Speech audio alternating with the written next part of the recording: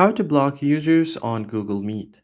First thing you have to do is open up your Google Meet app and make sure that you are logged in. As you can see on the top right, I am already logged in. So from here, you just want to go ahead and search for any contact that you want to block. So let me just search for it. Now I'm just going to go ahead and tap on the second contact right here. So once you get to this page, you can either call them or what you can do is simply tap on the name. But if you tap on the three lines at the top right, you can see full view details. And now you can just tap on the name. Or if you want, you could also check your full history or call history with them.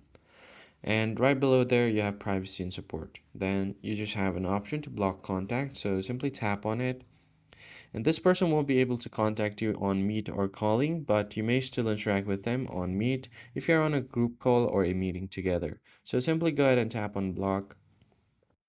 And now you have successfully blocked this profile. And that's it. I hope this was helpful. I'll catch you guys on the next video.